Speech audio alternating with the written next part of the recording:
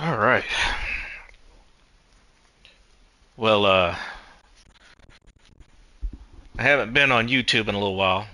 I have been primarily um, streaming to Twitch. Primarily been doing a lot of league races, so not a whole lot of daily racing. Um, I do plan on picking up the Manufacturers Cup. Um, just need actual time to practice and get ready.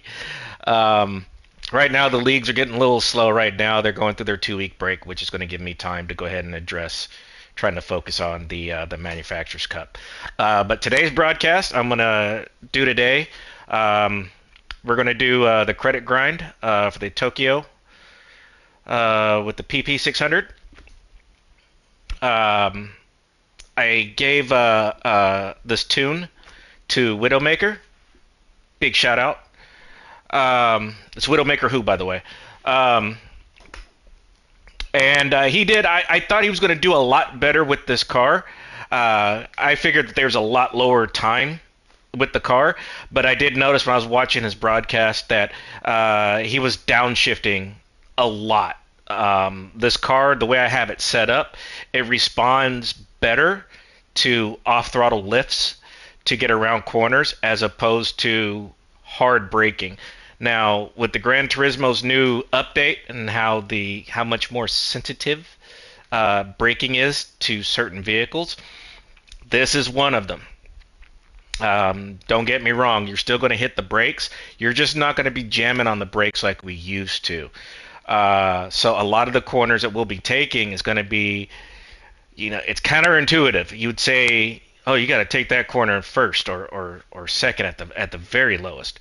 And what you want to do with this particular car, with this particular method I'm going to show you, is that you want to avoid tire spin as much as possible. So you want to preserve the tires. Don't get me wrong, the tire profile with the sport hard tires on this particular vehicle isn't horrible. So I mean, it's going to last. I mean, theoretically, you could go ahead and run the entire race on your one only set of hards. Um, my method, you've got such a gap between yourself and the next car. Get the better tires. The better tires, especially on the tail end of this, is going to give you far better grip. It's going to give you the lower lap times that you're looking at. Now, this car is capable of 208s, mid 208s to high 208s. It will do 209s rather consistently, 209s, 210s really consistently. The trick is again with this particular vehicle to achieve those is to you got to save a little bit of fuel. So for the first half of the race, you're going from fuel map 1 on the long straights, and as soon as you come up to your first braking point, which is the 200-meter sign, you want to flip that guy back up into profile 2 or 3, whatever your choice. If you go on 2, you're going to probably have to pit at the end of lap 7. If you go on profile number 3, you'll end up pitting at lap 8, at the end of lap 8. Now, the downside to doing lap 7 is that Kokiban with the RX-7 is rather quick. So he closes the gap really, really, really quick when you pit on lap 7. You'll end up with anywhere between 9 seconds to 3 seconds. There was one time I had about a 2 to 1.4 second gap. At any point, the later that you can pit in the race, the less traffic you're going to have to overcome. So if you pit early, you're going to have to go and fight your way back through that traffic, which is going to slow you down. You're going to burn unnecessary fuel, and your lap time is obviously going to be slower. If you pit later in the game or later in the race, you're going to have more consistent lap times. You're going to be able to manage your fuel a little bit better, even if you're not a fuel-saving genius and like to mess with a whole lot of things. You're still going to save far more than you would if you pit earlier. Now, again, this method I've done it both ways, where I've ran it in Fuel Map One and and still finish the race in first. You're just trying a lot harder. that's that's it. You do put in some quick laps, but the problem is, again, is just you're overcoming the traffic to relap them. Now, on my fastest times I've done on this, I've actually caught up to, on this car, I've caught up with the backbarker traffic. That's usually the Viper. Um, on those particular races, I have done consistent back to back to back 208s. And in fact, you could actually see the next one, which was, I think it was P12 or something like that. I can't remember the car for it now. Um, but the method I'm going to show you, it's quick and easy, in my opinion. But it matters on a rhythm. Once you get into the rhythm, once you get to know this car, because this car does understeer, especially when it's wet. Um, but it's pretty controllable, either with throttle or hard braking, which will get you, get you around the corners. It's going to get around slowly. Um, so that's it. Right now, we'll take a quick look at the car settings. The PP is at 599.71. Now, what I have done to help get it down to the 599.71 is done a few things. We got the wide body, we got the Type A front and rear and side skirts. You also have, I think it's the Type 24 wing with the Type 10 end plates. Now the key is the wheels. You got to go up at least one size higher than the stock. The stock was like a 17, I believe. So we're running 18s. You can go 19s if you want. I prefer to have just a little bit more meat on the wheel. You'll actually feel the difference going over curbs and certain corners. There's not a lot of give, I should say.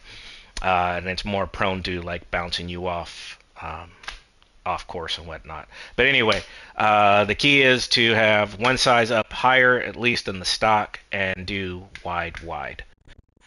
So that's that on that setup. Also, if you look up, if you search for PP600 Tokyo, PP600, or Black Mamba, you're going to find this car and its setup, and all you have to do is download it. It'll give you all the aero, the wheels, and then all you have to do is buy all the different parts.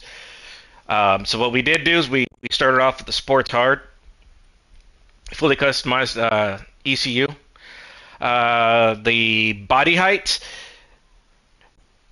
have been adjusted, not that much, but just enough, 99 and 96 respectively. The anti-roll bar. And the reason why the anti-roll bar is super high on the back is, again, it's a four-wheel drive and it's a heavy car.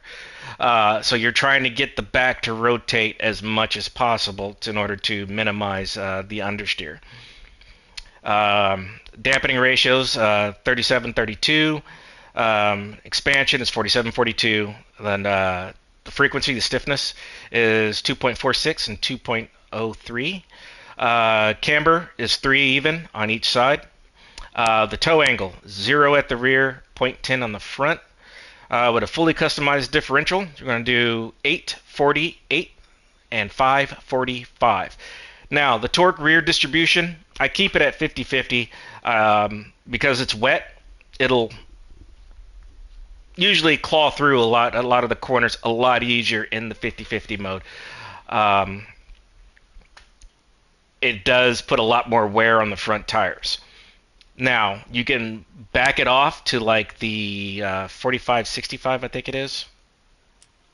45-55. You can do 45-55. You could even do a 40-60 split, which will definitely make the car rear end lively. It would be counterproductive. You may gain a few tenths, but as far as predictability, that's what we're going for. 50-50 is the best way you need to go. because it gives you predictable handling, whether it's wet, dry. You pretty much know. And the big thing is on the Tokyo is you got to get into a rhythm. The downforce 99 or 66 and 199. The fuel control or the ECU, full customized ECU, is still at 100. Ballast is 109. The ballast positioning is key here, 35. It's a heavy car. From the stock, I mean you're still sitting at like, oh Lord, I think it was 57 or 58 front weight with like 41, I think 41, 42 to the rear. Putting this ballast more towards the back is trying to split that weight, put a little bit more weight off the rear axles, help you get around these corners. Um, we also did the power restrictor at 81. Another thing about the ballast positioning, if you want, you can actually play with the ballast positioning. As you play with the ballast positioning, however, be reminded that it's going to change the PP. Sometimes for the good, sometimes for the better. Usually if it goes down, it usually means that it's counterproductive, or the game think it's counterproductive, think it's going to worsen the handling of the vehicle. Now the other thing is, I don't necessarily recommend going all the way to the rear. What usually happens, especially on MR cars, um, if you were to put it all the way maxed out to the front, they get really, really nose heavy and they don't want to turn. Same thing happens with four-wheel drive and rear-wheel drive cars. If you were to drop that thing all the way to the back, now you've got a lot of weight over the rear wheels and it's going to be real tail happy. So 35 is about the happy zone. We did full customization racing uh, um, transmission. Factory default was 300. What we did do is we had to go in and individually do each gear, and then we adjusted the final gear. I played a lot between fourth and fifth to get it to where it's at. On a tailwind or in a really good draft, it will do 195. But normally you'll get up to like 190 or 188, 189. No nitrous. We're doing the high RPM turbo with anti-lag set at strong, high capacity intercooler. The racing air filter, racing muffler, racing exhaust manifold, racing slotted discs, racing brake pads. Brake controller. Controller, you can do whatever it is that feels good to you as far as driving. My personal preference with this car, especially since it understeers, is to have the brake balance a little to the rear. You might want to play with the exact settings and see what actually works more for your driving style, but I suggest at least +1 to the rear. A lot of the high-speed corners I'm going to take, I don't hit the brake where you'll notice the AI, or I noticed Widowmaker hitting the brake in certain high-speed corners. Braking hard, and there's a lot of sections where you really don't need to brake, and the ones that you do, just a slight tap of the brake will usually get the nose to come around to where you need it to go, especially the high-speed sweeper that comes out from underneath the bridge. So that one, I was noticing he was taking anywhere between third or second, depending on traffic and what was in front of him. I usually try to take that corner in fourth, and I'll give the brake just a teeny tiny tap, and you can see the nose try to come in, and then you goose it on out at any point. We'll get to that a little bit later. Nothing with the steering angle, nothing with the four-wheel steering. Clutch and flywheel is the racing. Prop shaft is still normal. We did the bore up, stroke up, polished ports, high lift cam, the racing crank, and weight reduction all the way to 3, and increased body rigidity. That's another key point to the build. Increasing the body rigidity, for whatever reason, actually kept everything down in the minimum. I also added, not that it may or may not make a difference, but we also added the roll bar to the cockpit. What I also recommend doing, this is my go-to car. This is my go-to grind car. Um, the way it's set up, you can actually race it in other events and other races. You may or just have to adjust the output to meet whatever specifications of the race that you're going, or just merely changing the tires over to racing hard or racing soft. What I do also recommend before you start is, again, this is my everyday grind car, is change oil. And that's particularly since I've already had the oil change, because I usually change oil immediately after I'm done doing my grinding for the day, just so that I don't forget and do it the first time around. But after each session, I go ahead and change the oil. You'll actually see that it'll drop. It usually drops about 1 to 2 miles per hour, or horsepower, I should say, um, through a session. And again, we're doing the Tokyo Expressway, World Touring Car 600. And we're just going to enter. It's going to tell us all we can do is sports hearts. No biggie. All right. Oh, sorry it's taking so long to get to this point. Let me go through here real quick now.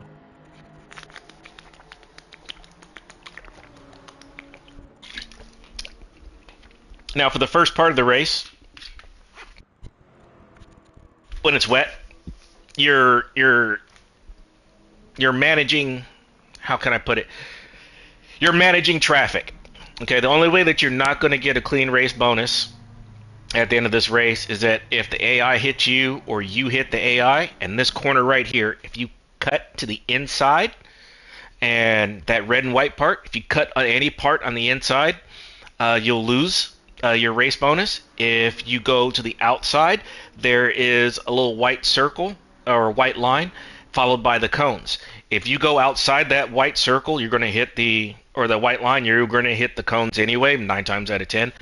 There goes your bonus. So those are the only way you're going to lose your bonus.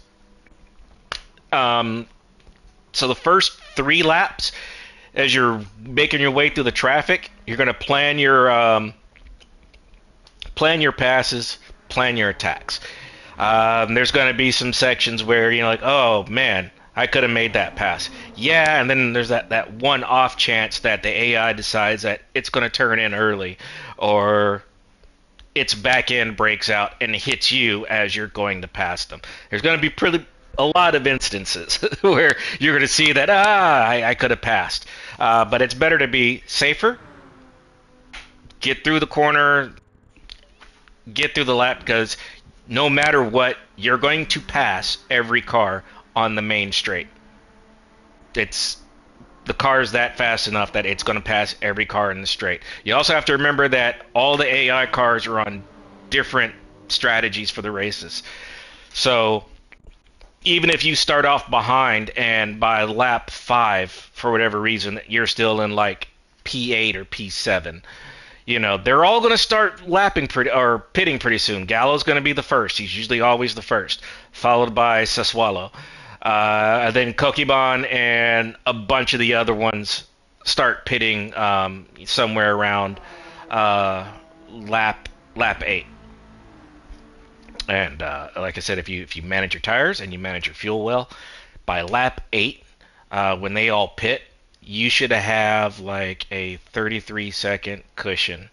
And by the time you exit the pits, you should have somewhere between a 15 to maybe 9-second gap, depending how bad your in lap was. The other key thing is when you're engine braking, don't downshift through all the gears and top out the rev limiter. You want to use your brakes, and as you're coming in, you want to minimize spiking into the high RPMs, because you're spiking the high RPMs, you're eating up gas, and it's going to shorten what gas you have to make it to whatever predetermined lap that you're going to go and make your pit stop at. What else you want to do here? Smooth and easy. You're going to use a lot higher gears than what you would normally think that you would use. So this particular sweeper right there they just showed, I'm in fourth gear. I've seen others drop down in the third.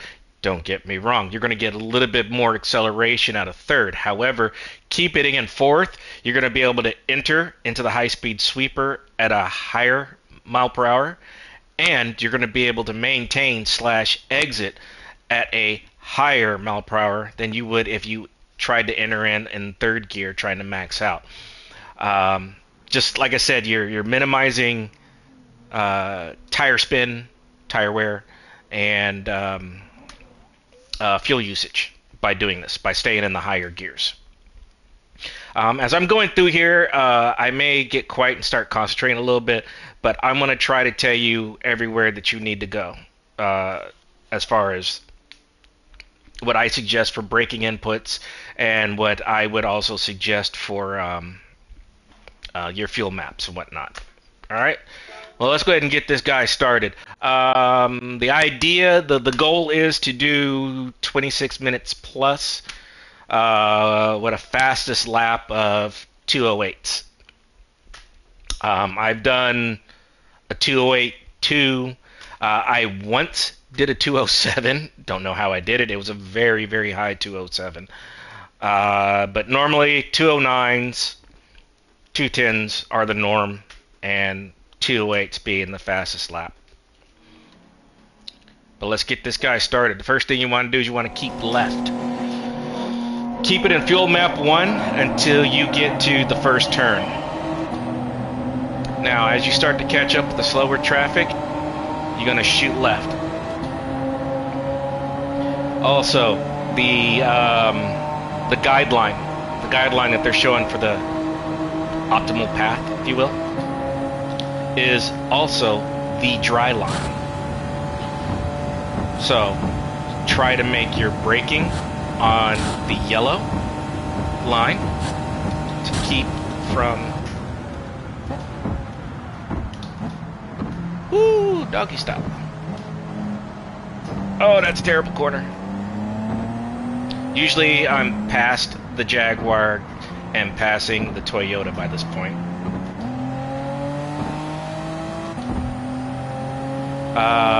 Again, you want to go up to fuel map number 3. You can do fuel map number 2. And right here, you're going to do a slight lift and then power through.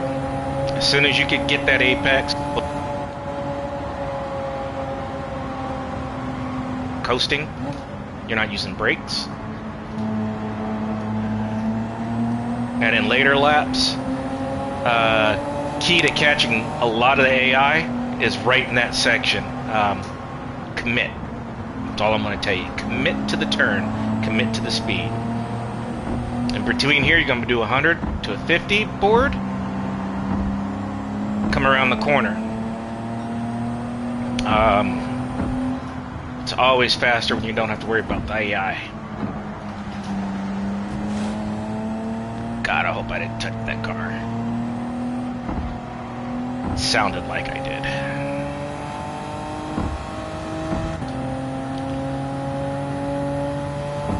Now up here you want to brake right before the 150 board.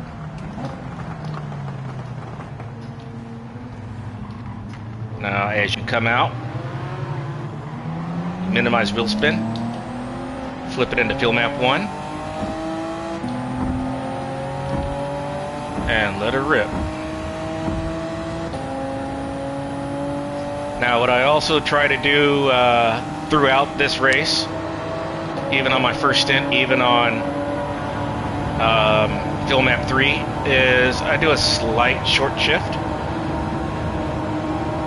Whatever 0.1, 0.2 fuel you could save makes it up for the end when you do your in-lap. Now usually 189, 190 is the top out. You want to brake just before the 200. Now when it's wet, you want to take this corner in second. This corner, as soon as you can get the car, Short shift into third. Minimizes tire spin. You want to shift into third a little bit sooner than that. And again, lift off at the bridge, back on the gas. And then as you're coming over here, lift off, back on the gas. Brake just after the 100 meter board. Oh, I braked too much. I didn't commit. You want to enter somewhere between 100 to 102 and exit about 114, 116.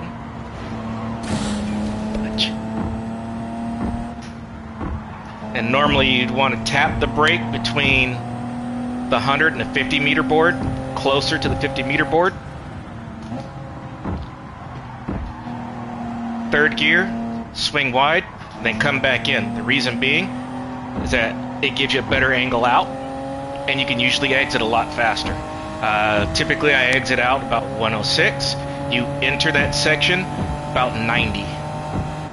And again, brake well before the 150 because it's wet still, and you don't want to accidentally tap the AI. And as you notice, second gear, and made pretty good time coming out.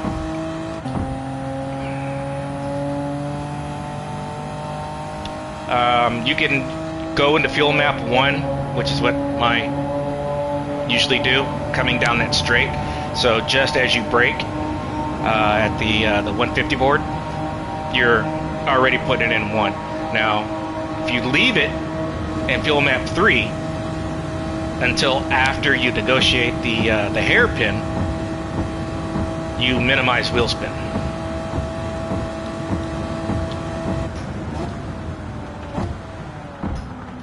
Now you can go into fuel map 3 after you make this turn, or what I try to do is,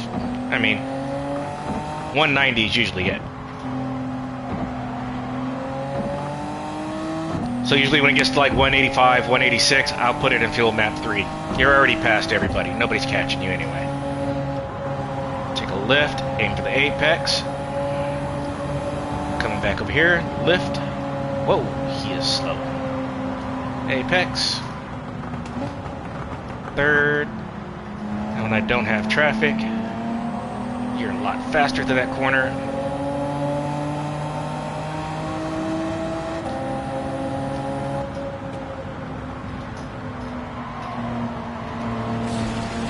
Oh, this car.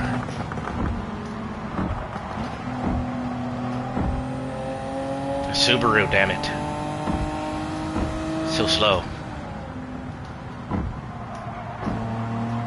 Now you want to enter a 90, come wide, aim for that apex, and if you do it right, by the time that I get this car straight, she's already doing 106. I didn't do that corner right.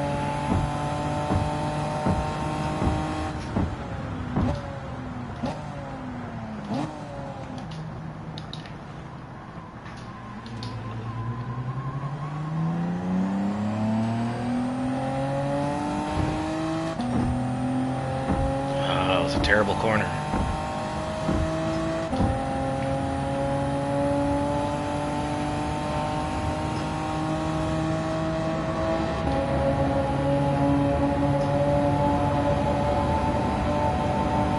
It's also not necessary to wrap the RPM gauge all the way out.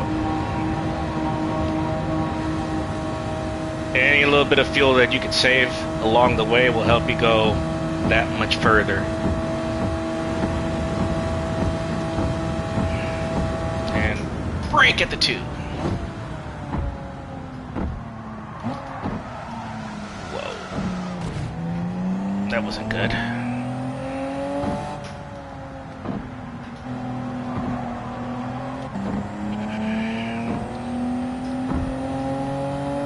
Now as the track dries out, that third gear kick out really helps with the wheel spin,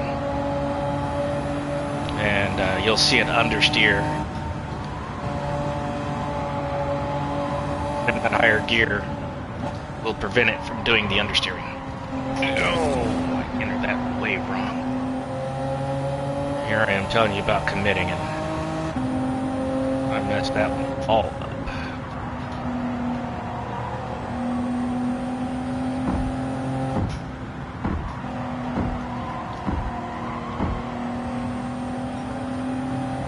dries out, you're able to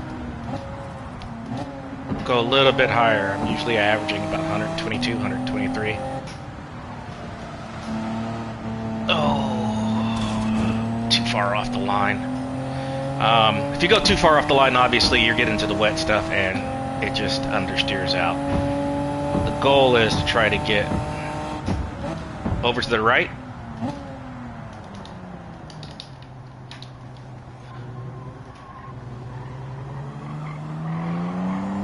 And then swing back over to the left as quickly as you can. There is a fine line between going too far right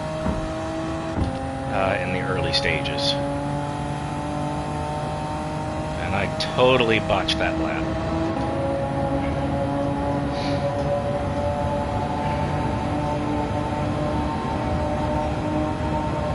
Totally.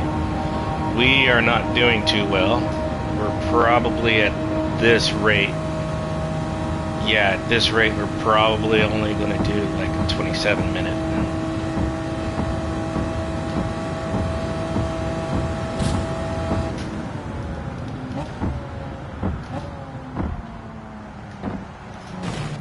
Oh gosh. Maybe I should have did some warm-up laps before we did this.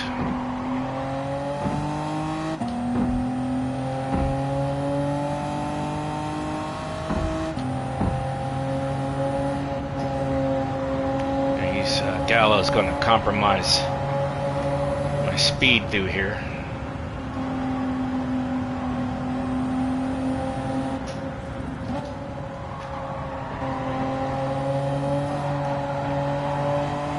There we are. 106, 113. You get the idea. You get it. Woo!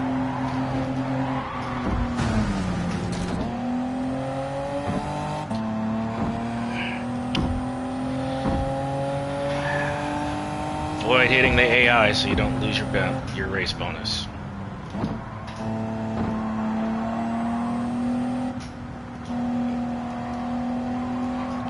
And by the way, I'm rarely tapping the brake unless I enter that corner way too wide. A slight lift is really all you need to negotiate that corner.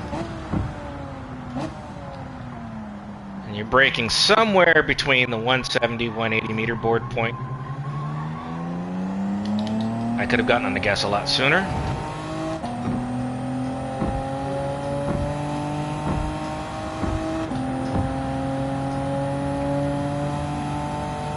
I think he's pitting on this lap, if I remember right.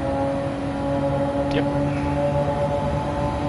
So it's clear sailing from this point, unless you like royally screw the pooch, which could happen.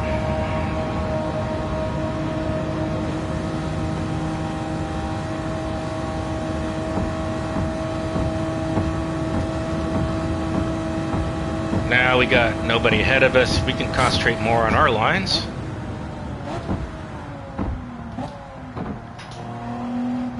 Without having to worry about the AI getting in our way.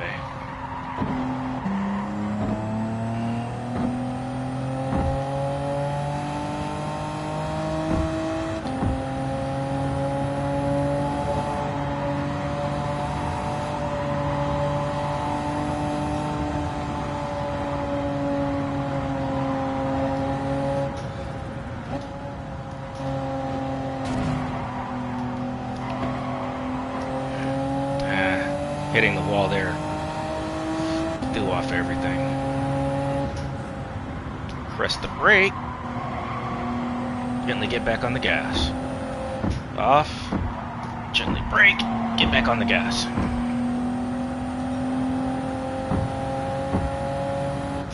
Brake just before the 50. Ideally, you want to be about 90 going in there. Coming out, 106. Perfect. That's what we were looking for on the exit. The entry, a little to be desired, but the exit, that's definitely what we were looking for.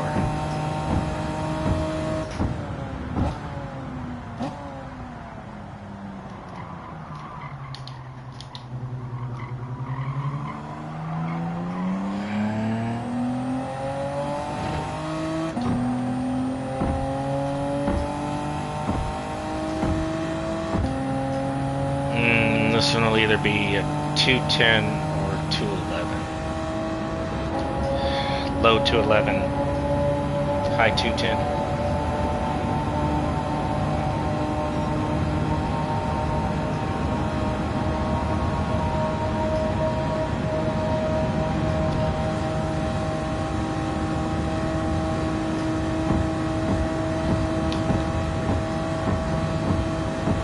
Back in fuel map 3. Gonna brake just before the 200 board. Make sure we got control. And then right at that lamppost, right before the red and white arrows, tap the brake, turn in. Gently get into the gas. Lift under the bridge, aim for the apex. Under the bridge, gently lift, aim for the apex, keep going, keep. Brake right now.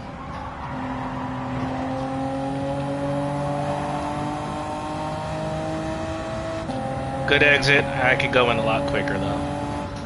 But we're happy with that exit. Slight tap of the brake. Right around near the 50.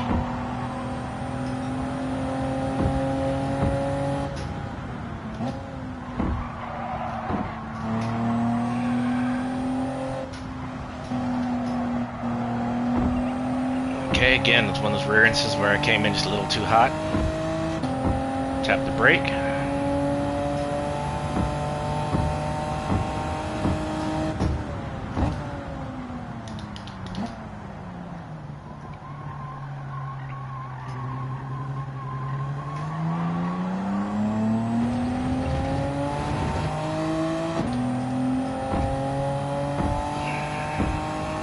This will be a lot lower to 11.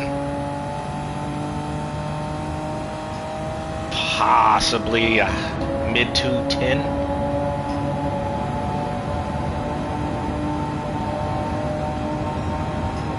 Ooh, low 210. It's even better. Now, this is your in lap. Leave it at fuel map 1. You have enough fuel to make it. You notice Kokobon and Sassuolo, they just pitted.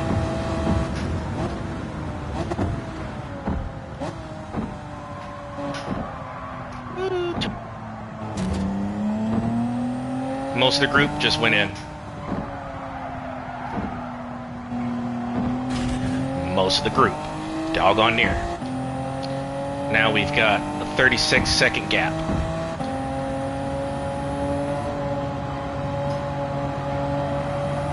I spent too much time watching who was in there to let you know in there my lines, so this is going to be a slow in lap, unfortunately.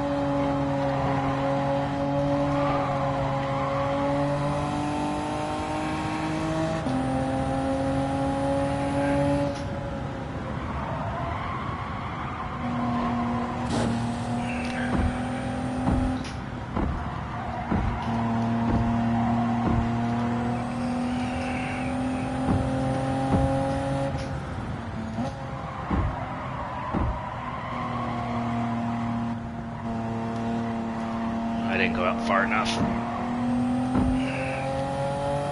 Oh, it's terrible in lap.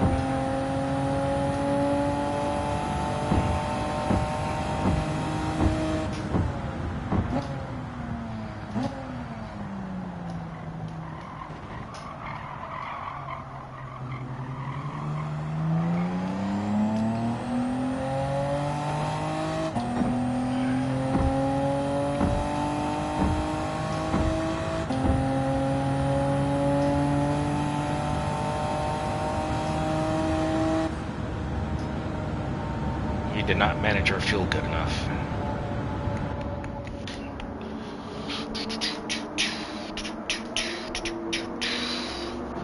Now here, you got the diamond. I try to fill about a lap to a lap and a half more than the diamond as you're running it in field map 1. That way you have extra fuel. You don't have to worry about accidentally running out of fuel.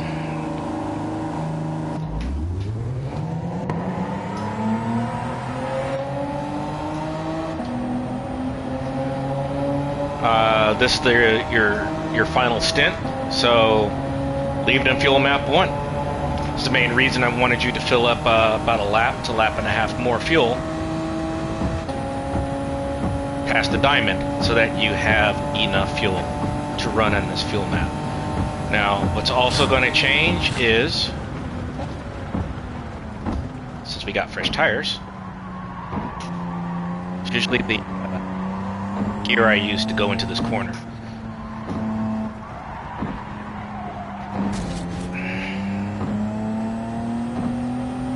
That wasn't good.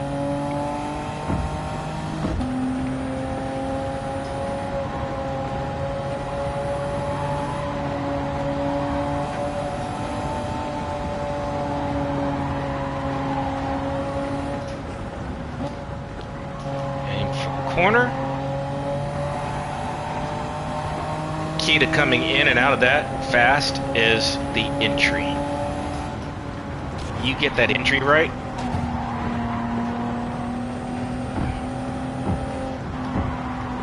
and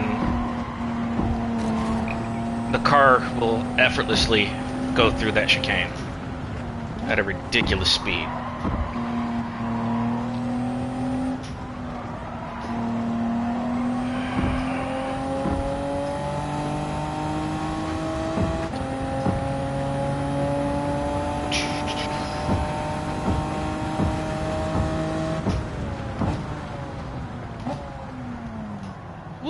Doggy. And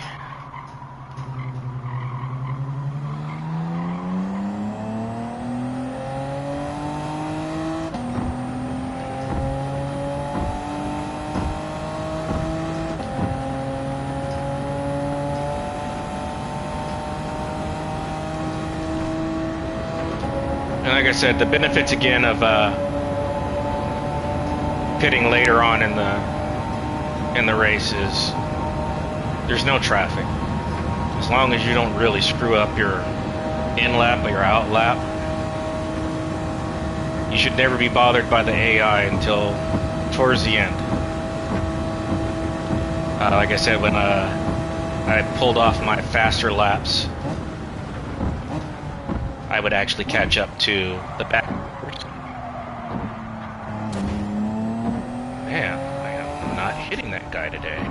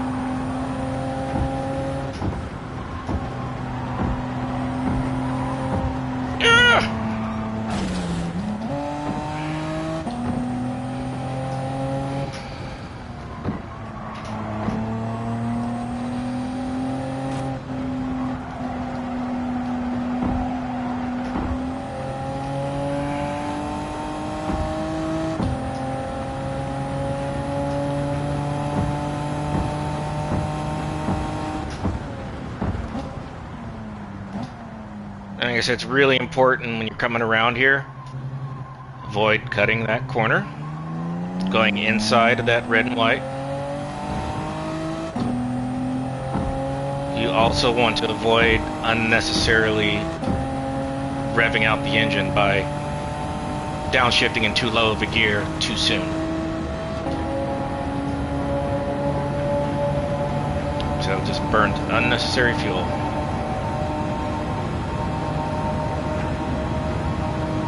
It started off as a good lap until I completely threw it out the window.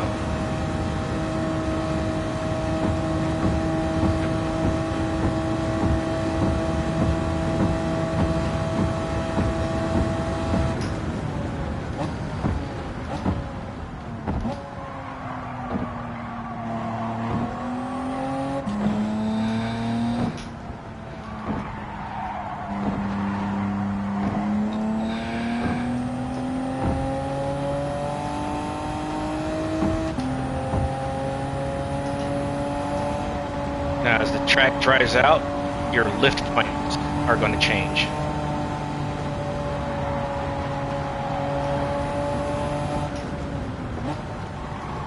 Oh, we got way too much.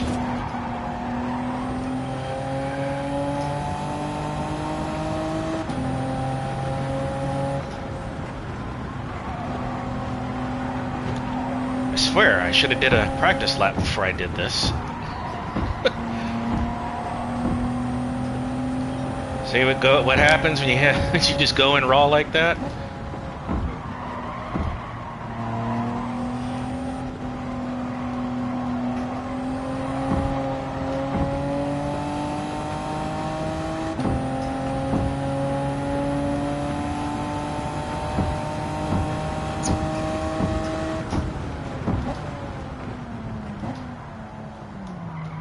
Again, resist the temptation to drop down in the first gear.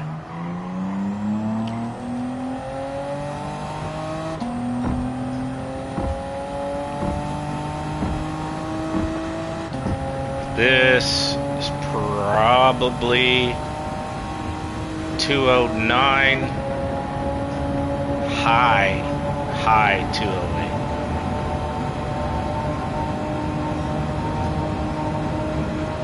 Mid 208.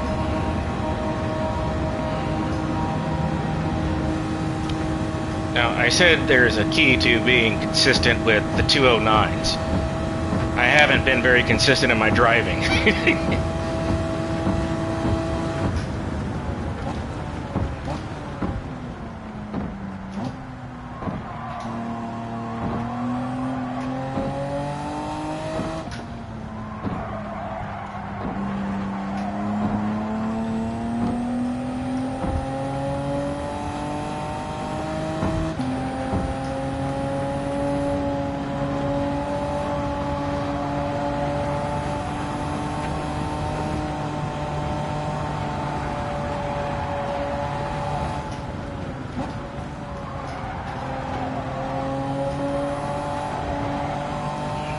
I had to lift a little bit on that one.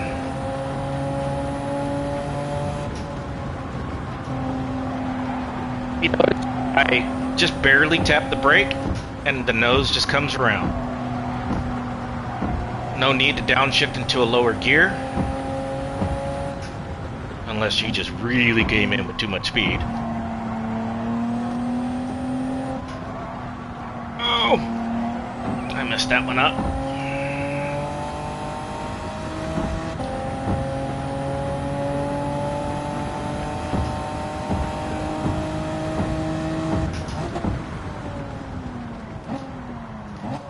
Ooh, I got close. I had to. Last lap anyway, it doesn't matter. I'm not trying to save any more fuel.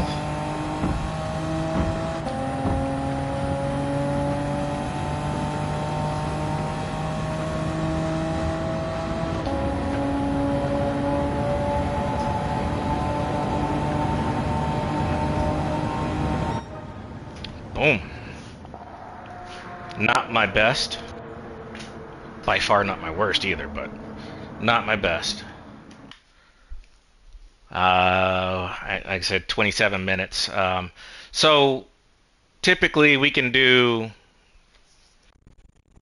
with this car, it's like 26 and change, anywhere between 26:43 to 26:50. So it's usually under 27 minutes that you can get this done with this particular build, this particular setup. What I am going to do, yep, clean race bonus. So, whew, we didn't touch that car in lap 2. All right, let me take a wee break real quick. Again, we're not doing any editing or making videos and everything. We're just doing this live as it is, mistakes and all. But give me a second and I'll be back.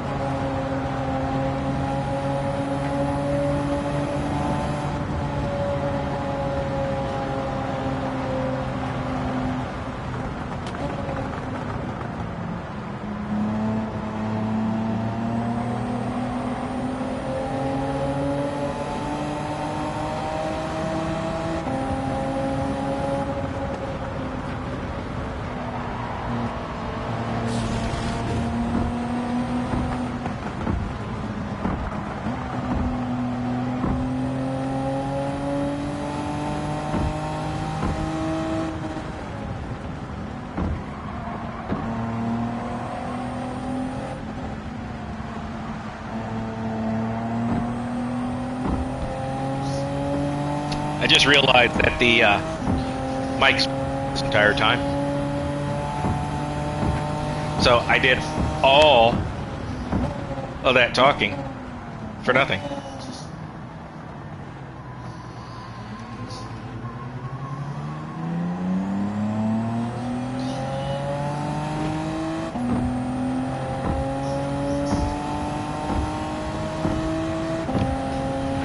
Why?